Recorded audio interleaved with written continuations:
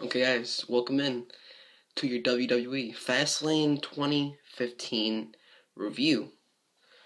Okay, now before we get into the review, first things first. Now I know I haven't been on here in a while, because personally I didn't really think there was anything to review. The past 2 weeks of Monday Night Raw, they weren't that good, in my opinion. In fact, I think they sucked. So I'm not going to review a show that sucked. Okay, I haven't been doing my hot tag recently. I've been getting lazy on that. I'll admit that. I've been getting lazy. So I'll get on that. I'll have my Fastlane review, which you guys are seeing right now. My Monday Night Raw review, which will be going up soon after this, and this weekend for Hot Tag. So like I was saying, first things first, the latest video I did with Undertaker returning, possibly the night after Fastlane, which is tonight, Monday night. Probably not going to return tonight. Bray Wyatt just watching the recording. Bray Wyatt just made a great promo. So the last video I did with Undertaker, he got 501 views. Now, as a YouTuber just starting up, 10 subscribers right now. Goddamn, 501 views on the first on one of his videos. I think that's a huge step forward. Huge step forward. My guys, my 10 subscribers out there, sharing the video, liking the video, commenting, rating. I owe it all to you guys. You don't know how much I appreciate it. I want to get this channel going. I want to spread this name, Andrew's Game AZ. You guys know what to do. You want to follow me on Twitter down below. Want to share the social media love, if you will. Alright, at @ZMba_Andrew. You guys know what to do. Alright, if you're new here, subscribe. The more the merrier. Alright? And for guys who have been here, you guys know what I do. I'm going to go through the show. I'm going to break down everything. All the segments, all the matches. Give my opinions on them. Okay? So, the first segment we had for Fastlane last night was the 6-man tag team match between Dolph Ziggler, Eric Rowan, and Ryback versus The Authority, basically. Seth Rollins, Big Show, and Kane. I wasn't really expecting too much for this match, to be honest with you. Generic 6-man tag team match. I think the storyline's been going way too long with the 3 guys who have been fired, trying to get the revenge, trying to exact the revenge.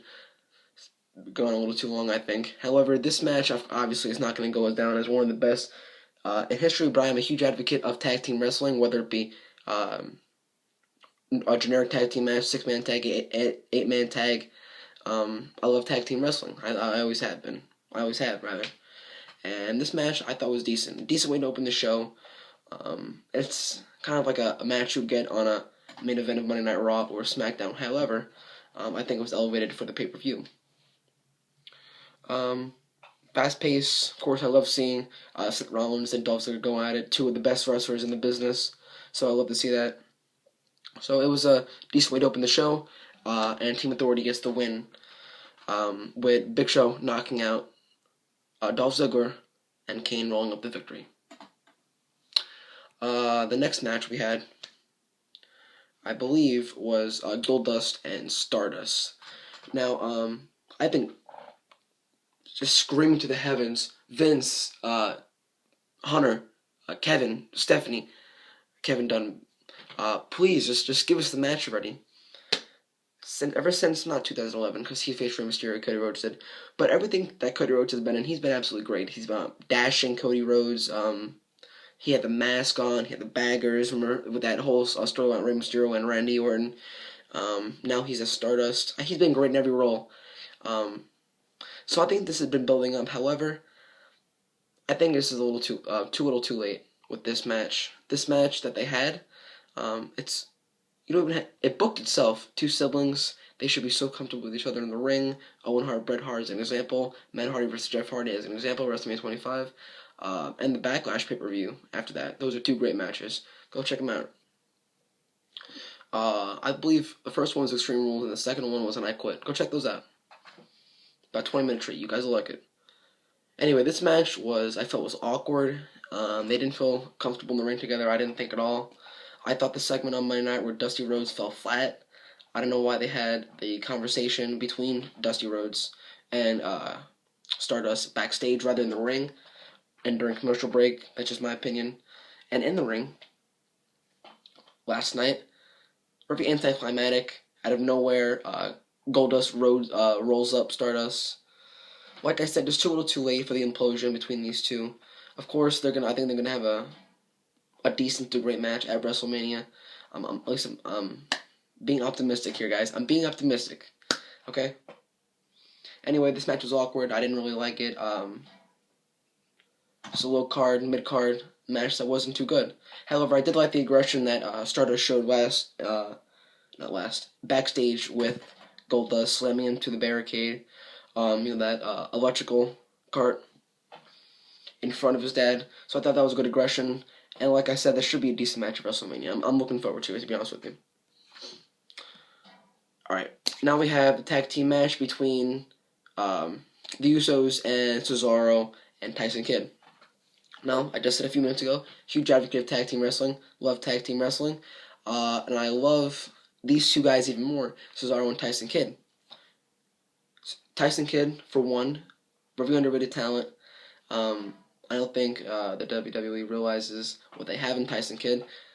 He's an amazing in-ring worker, great ring psychology, very technical. I love technical wrestlers. Of course, came out of the Hard Dungeon. And Cesaro, Claudio Castagnoli. You can't say anything more. Just type in Claudio Castagnoli on the Indies. You're gonna look at the matches he had. His resume speaks for himself. You would think he would have a push last year after he won the Memorial Battle Royal Andre the Giant. However, that all deflated, and what have you. All the backstage antics, possibly. Who cares? Right now, Cesaro is trying to thrive in a tag team. That's what you have to do. That's what I was saying. You have to put him in a stable. You have to have him being surrounded by quality wrestlers to build him back up. And this is exactly what he did. Now, I've gone on record here on my YouTube channel that I can't stand the Usos, and that is 100% accurate. I can't fucking stand the Usos. When they come out and do their hair, their cultural dance, for some reason that irritates the fuck out of me. When they get in the ring, they're fucking sliding in the ring. I hate their fucking Samoan drop. Not even a Samoan drop. Looks more like a flapjack, to be honest with you. He can't even get over the fucking top rope. However, all that being said, they put on quality matches night after night, and that's all that matters to me. So I was surprised, actually. Spoiler alert if you haven't seen it. I don't know why I watched the review. Anyway, I was surprised that the titles changed hands. Thank God that the titles changed hands. I was thinking that the Usos would retain, and it would be like a payoff at WrestleMania. However, they won the championships at Fastlane. Cesaro and Tyson Kidd did. It was a talented, four talented men in the ring. Back and forth action, false finishes. Not too big on false finishes if they're trying to make a match good. However, I thought there were some needed here. I love the combinations. When Cesaro does his Cesaro suplex from the outside the ring, and then Tyson Kidd comes in with an elbow. I love that. Cesaro does his Cesaro swing, and then Tyson Kidd meets the opponent with the dropkick. I love that. Solid tag team wrestling. Very well done. Like I said, great ring psychology. It was entertaining for a mid-card match, alright? The titles changed hands. On a wicked, I believe, swinging neckbreaker by Tyson Kidd. It was wicked. And he rolled him off for the victory. 1, 2, 3, clean victory. Cesaro, Tyson Kidd are your new tag team champions. Next segment rather, not a match, but a huge face-to-face confrontation between Triple H and Sting. Okay? They're dubbing this, I believe, Icon versus Icon. Right? You have Triple H coming out, rather being in the suit that he's always in. He got his new Triple H shirt. He has his leather jacket. He has his jeans. Coming out like a badass. Right? Like only he can, I guess. I think Triple H is so much more suited, rather than a corporate role, to being a badass role rather than a corporate role. Obviously, that's my opinion. So he's in the ring. He's talking up that they showed the promo that Sting, I'm a man and I'm waiting for you to come out.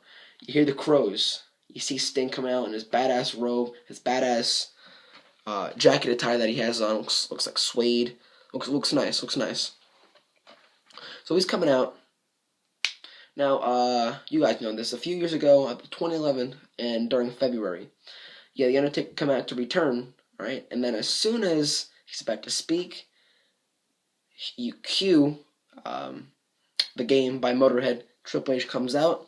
They just stare at each other. Alright? Then they're looking at the WrestleMania sign. Okay? Vince McMahon said this on recent I think for the network, that he said silence is a tool that you can use. Making fans just fill in the blanks. Making them question, hey, what's that guy thinking? Is this what's going to happen? No way, that's not going to happen. So silence is a tool that you can use. And that's exactly what they use here. Sting didn't say a word. Alright?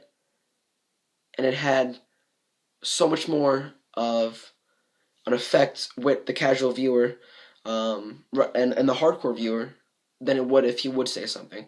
The segment didn't go on for that long, which I think was good, and had to keep it short and sweet.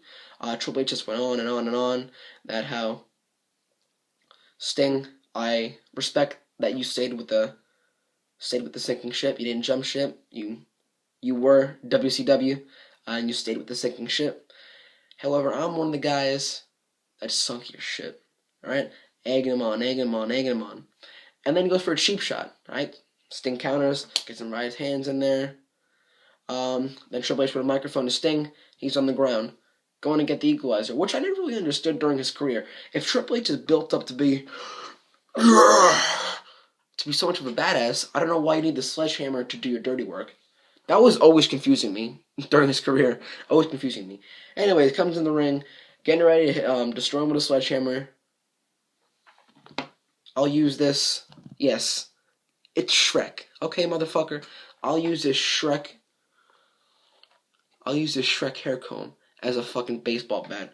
Alright? Baseball bat. Right here, Triple H's throat. Right? Pushes him back. I thought it was great booking by them here. To have the bat seem like just like Thor's hammer, like it dominates all. Alright? Triple H just drops his hammer immediately because he doesn't want to be attacked with the baseball bat, but he's attacked anyway. So you see my Shrek hammer. Not my Shrek hammer. I'm thinking Thor hammer. I'm thinking Shrek. Whatever. The baseball bat pointing to the WrestleMania sign. Sting turns his back. Triple H is coming right to the gut. Put that shit back there. Right to the gut. Then Scorpion death drop. Good segment. Short and sweet. Like I said, silence. I can't wait for this match at WrestleMania, and I know you guys can't wait. Sting said that if he couldn't get Undertaker, his second option will be Triple H, and we're going to get that here. Should be a great match.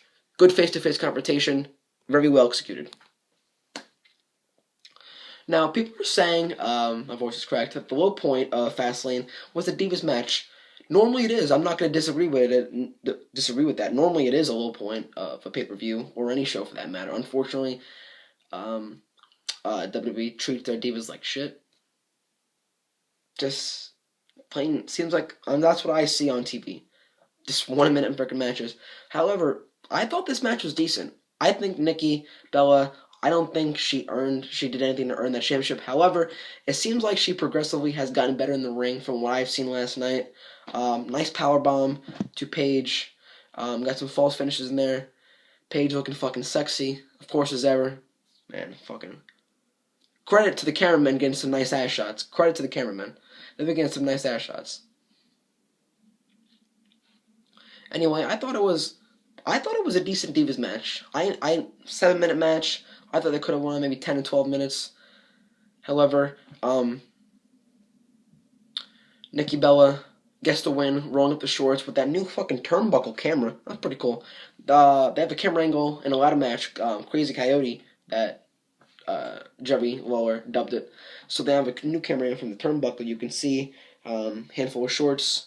So Nikki wins. I was surprised. I thought Paige was going to win this one. However, you got to think one-on-one booking. You have the hero or the face looking strong. Not the face. Yeah,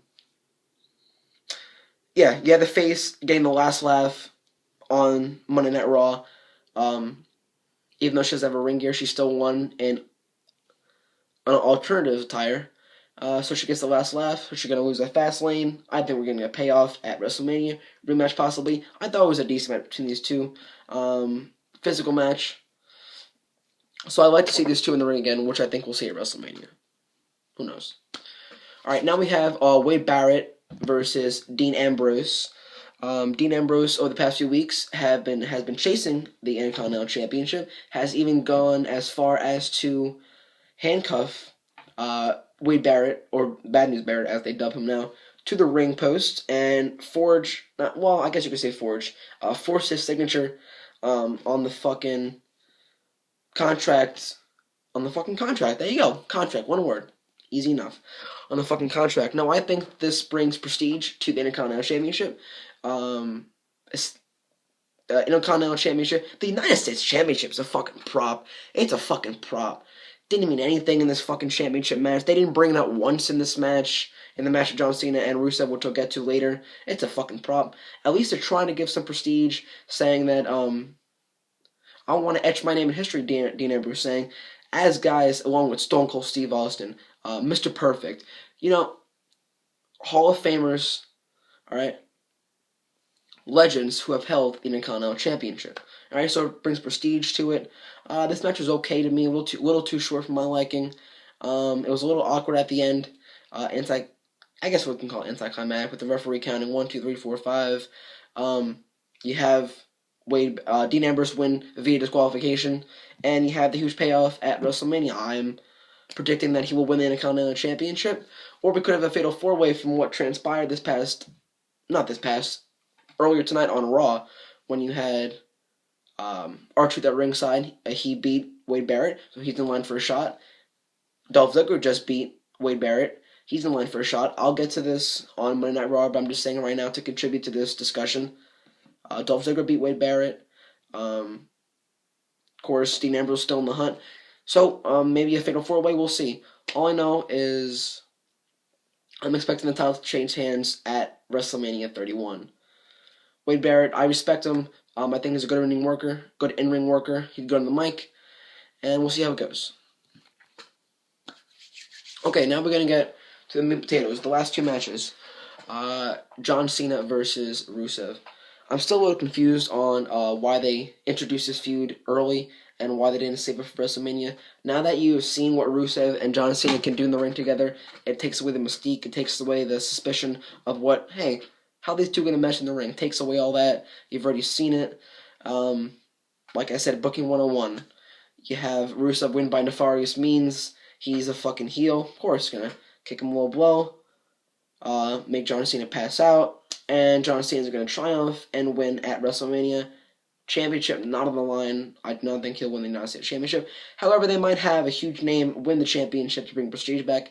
I'm not sure. All I know is this match was okay. I thought it was a decent match. Hard-hitting, physical match. Rusev, he had a sick tilt-the-world side slam on Cena. Cena can't take a back bump for his life, but that was a nice one. Cena, I'll give him credit. He had some nice moves. Nice tornado DDT by Cena during the match. Nice chain wrestling into a crossface. That was nice. So Cena brought out a little extra into this match. However, of course, are you fucking kidding me? You mean to tell me that the WWE can't allow John Cena to lose cleanly to put over an upcoming star? What else can you gather? You can't have John Cena lose clean.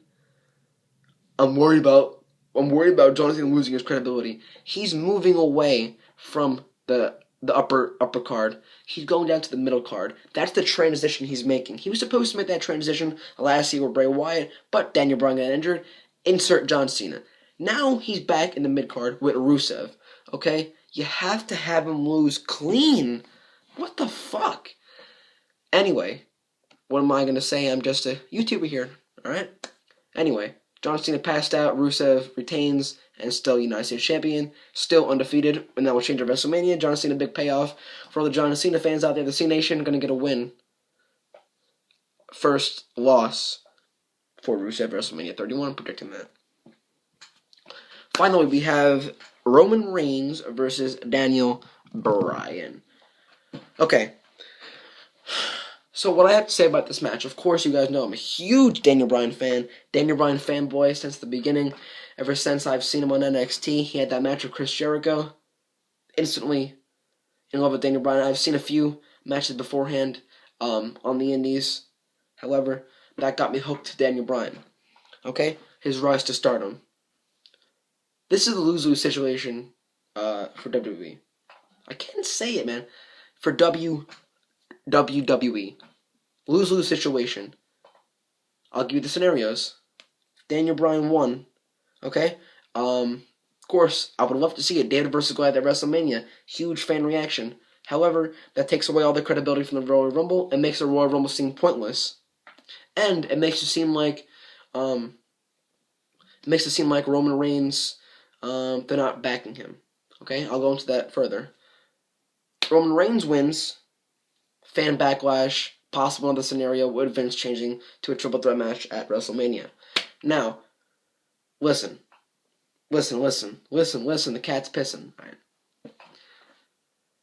Now, of course, I wanted Daniel Bryan to win. But in hindsight, Roman Reigns had to win this match. Okay? Who wouldn't want to see Daniel Bryan versus Brock Lesnar? But you have to back your new star. You have to build up an upcoming star. Of course, I don't think Roman Reigns is ready to be in the main event slot. Okay? But last night, however, in the ring, he did prove himself. In my opinion, he had a great match with Daniel Bryan for the main event. 20-minute match. I thought it was a great match. However, you had to have Roman Reigns win. Otherwise, it just shows complete loss in faith in Roman Reigns. And you can't have that. You have to build up a new star. Triumph over Brock Lesnar. Slay the Beast. And win the championship. You have to have that happen. Okay? Now, I actually don't know where Daniel Bryan will go from here, but we'll see in the upcoming weeks on Raw, SmackDown, and the other shows on WWE programming. Now, let's get to the match. Great ring psychology. Great story, they said. Great story in the ring when you have Daniel Bryan. He's on his heels, and then he gets the liver kick, overcoming the hernia surgery he had late last year. Okay? Great story told in the ring. Roman Reigns overcoming the hernia, getting the spear on Daniel Bryan. Great story told in the ring. I thought these two, of course, you can have Daniel Bryan carry the match. He's a ring general. He's one of, if not the best in the company, in the world right now, wrestling. Okay? So I thought, personally, I thought it was good booking. You